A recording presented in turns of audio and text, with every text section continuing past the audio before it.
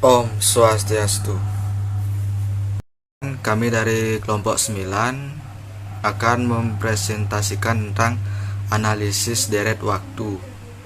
Sebelum kelompok kami presentasi, saya akan memperkenalkan nama anggota terlebih dahulu. Yang pertama, saya sendiri Imade Satria Aryasena, NIM 2002022578. Yang kedua ada Albertina Erafiati, NIM 2002022579. Dan yang terakhir Niputu Putri Ayu Werdianti, NIM 2002022580.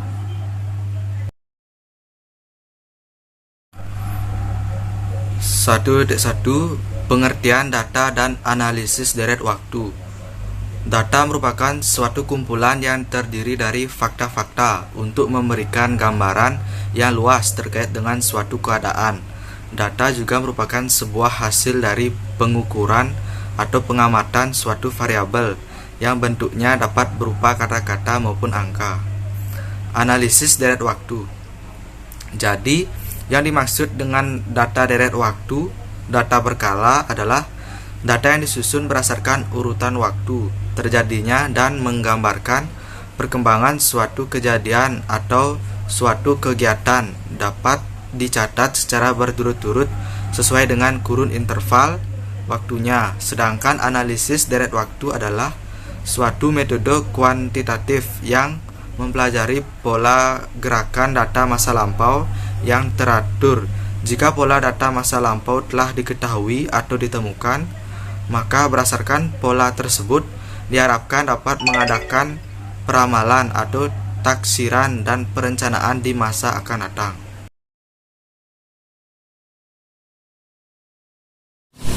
Oke, baik, saya akan melanjutkan presentasinya. Di sini saya akan membahas mengenai komponen deret waktu. Tren T atau tren sekuler adalah gerakan berjangka panjang yang menunjukkan adanya kecenderungan menuju ke satu arah kenaikan dan penurunan secara keseluruhan dan bertahan dalam jangka waktu yang digunakan sebagai ukuran adalah 10 tahun ke atas. Perlu diketahui bahwa tren sangat berguna untuk membuat ramalan yang sangat diperlukan bagi perencanaan. Menurut gerakan tren sekuler ini dapat dibedakan menjadi 3, yaitu yang pertama tren naik, kedua tren tetap, dan ketiga tren turun. Contoh grafik tren naik. Nah, teman-teman bisa lihat contoh grafik tren naik di bawah ini. B. Ada variasi musim atau seasonal variations. Variasi musiman adalah fluktuasi yang muncul secara regular setiap tahun yang biasanya disebabkan oleh iklim. Kebiasaan mempunyai pola tetap dari waktu ke waktu. Contoh yang menunjukkan variasi musiman seperti penjualan pakaian akan meningkat pada saat hari raya, penjualan buku dan tas sekolah akan meningkat pada saat awal sekolah. Mencari indeks musiman dengan metode rata-rata sederhana. Indeks musiman dapat digunakan untuk menguraikan perkiraan atau ramalan penjualan tahunan menjadi perkiraan penjualan per bulan pada tahun mendatang. Untuk mencari indeks musiman dengan metode rata-rata sederhana, pertama perlu dicari nilai rata-rata untuk setiap bulannya dengan maksud untuk menghilangkan pengaruh tren. Berapa banyak tahun yang digunakan untuk mendapatkan nilai rata-rata tergantung dari banyak tahun terulangnya gerakan siklis yang maksudnya untuk menghilangkan pengaruh dari gerakan siklis. Misal 5 tahun, 10 tahun atau lebih. Nah, teman-teman juga bisa. Jadi teman-teman bisa lihat tabel 2 di sini, data bulanan selama 11 tahun hasil penjualan miliaran rupiah pada PT Maju Terus. Pada tabel tersebut sudah dipaparkan dari bulan Januari sampai dengan bulan Desember beserta jumlahnya masing-masing. Jadi kita lihat contoh di sini. Nah, contohnya di sini menggunakan data pada tabel 2. Pada bulan Januari, jumlah penjualan 33,6, rata-rata penjualan 3,05, presentasi terhadap total 7,64, indeks musiman 91,68. Nah, pada bulan Februari jumlah penjualan 34,9, rata-rata penjualan 3,17, presentasi terhadap total 7,94, indeks musiman 95,28.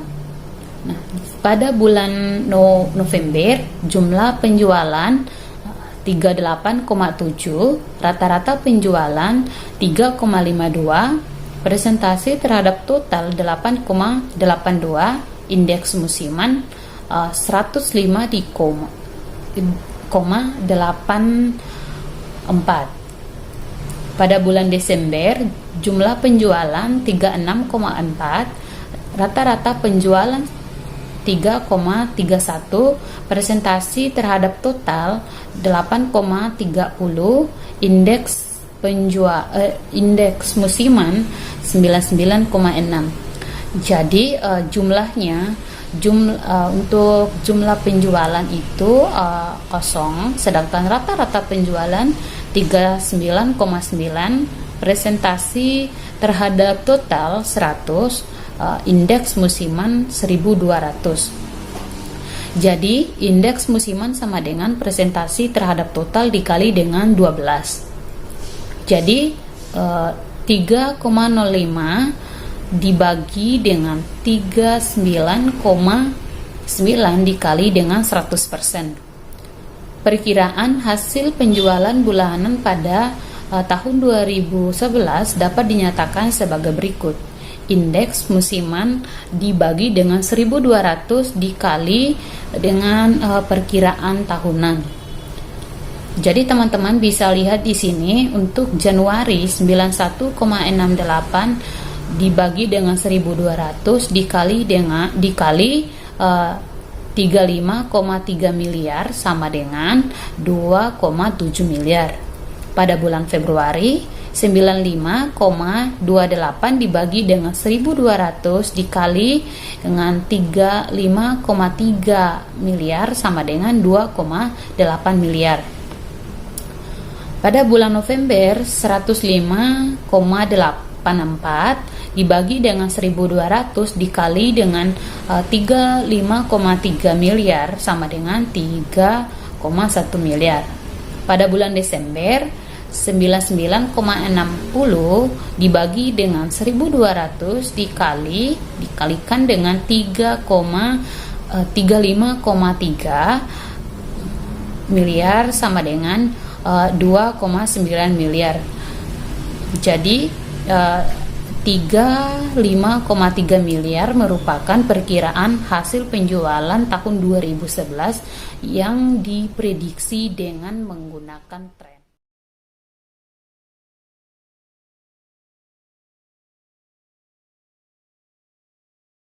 Contoh dari grafik variasi musim. Nah, di sini ada contoh grafik yang kedua itu grafik variasi musim. Nah, teman-teman bisa lihat grafik di bawah ini. Nah, variasi siklis. Variasi siklis muncul ketika data dipengaruhi oleh fluktuasi ekonomi jangka panjang. Variasi siklis ini bisa terulang setelah jangka waktu tertentu. Variasi siklis biasanya akan kembali normal setiap 10 atau 20 tahun sekali. Bisa juga tidak terulang dalam jangka waktu yang sama.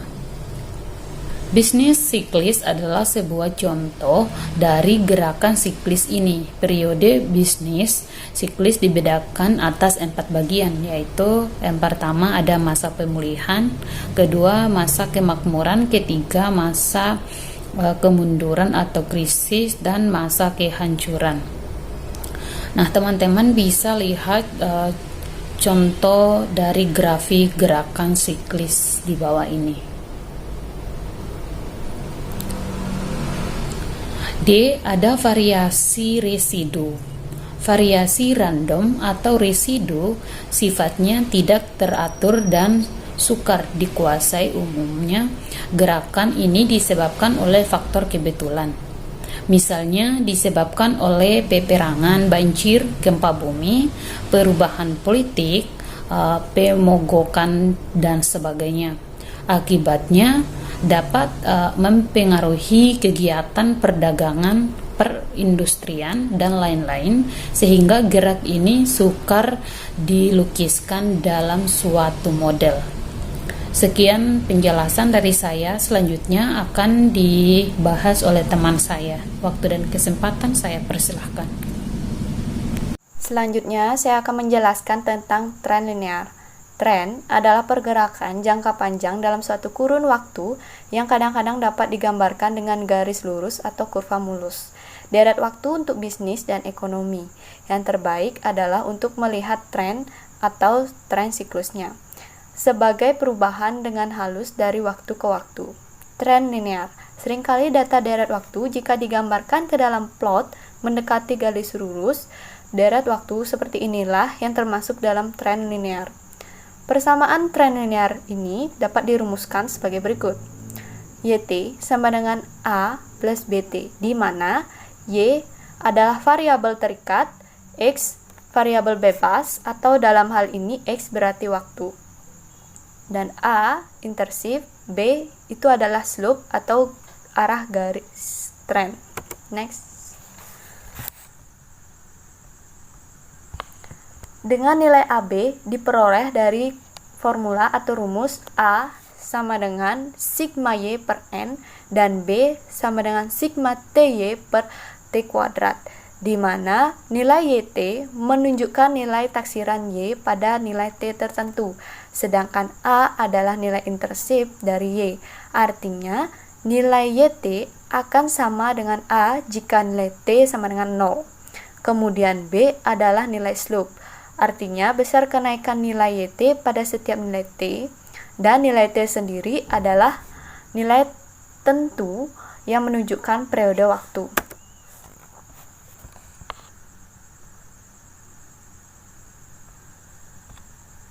Selanjutnya, ada 4 cara atau metode yang umum digunakan untuk menyusun atau menentukan tren linear.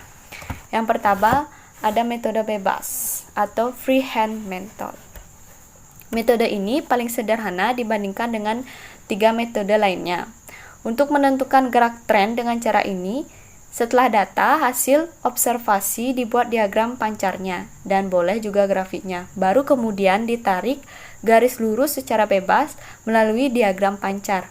Metode ini menghasilkan tren yang bersifat sangat subjektif. Kedua, metode setengah rata-rata atau semi-average method, di mana menentukan tren menurut metode ini tahapannya terbagi sebagai berikut. Yang pertama, bagilah data deret waktu tersebut menjadi 2 kelompok, yaitu kelompok 1 dan kelompok 2, yang memiliki jumlah data yang sama. Dan bila jumlah data tahunnya genap, langsung dibagi 2 saja. Hasilnya ada 2 kemungkinan. Yang pertama, 2 kelompok data genap, dan yang kedua yaitu kelompok data ganjil. Selanjutnya yang B, bila jumlah tahunnya ganjil, tahun pertengahannya dihilangkan saja atau dimasukkan ke dalam kedua kelompok. Hasilnya ada 2 kemungkinan juga, yaitu yang pertama 2 kelompok data genap dan 2 kelompok data ganjil. Yang ketiga, ada metode rata-rata bergerak atau moving average method, di mana dengan metode ini pengaruh gerak musim atau faktor-faktor lain dapat dihilangkan sehingga tren dapat dihitung. Dalam metode ini, data tahunan atau semesteran, bulanan, kuartalan, dan triwulan diganti dengan nilai rata-ratanya. Untuk data triwulan, sebaiknya 4 triwulan dipakai sebagai dasar perhitungan tren, dan jika datanya berupa bulanan, digunakan dasar 12 bulan sebagai dasar perhitungan tren, agar lebih memudahkan dalam menghitung. Yang keempat yaitu metode kuadrat terkecil atau least square method. Nah, Cara atau metode ini lebih umum dan lebih baik untuk menentukan garis tren dibandingkan dengan cara lainnya, yaitu prinsip dari cara kuadrat terkecil meminimumkan jumlah kuadrat penyimpangan atau selisih. Nilai variabel terikatnya YI dengan nilai tren per nilai ramalannya yang dirumuskan dengan YI, yaitu sigma YI dikurang sigma YI arsen kuadrat sama dengan sigma E kuadrat. Selisih atau beda nilai YI dan YI arsen yaitu YI per YI arsen, yaitu YI dikurang YI arsen disebut penyimpangan atau error, atau bisa disebut dengan residual. Sekian presentasi dari kelompok 9. Jika ada salah kata mohon maaf, dan kami tutup dengan Paramo Santi. Om Santi Santi Santi Om.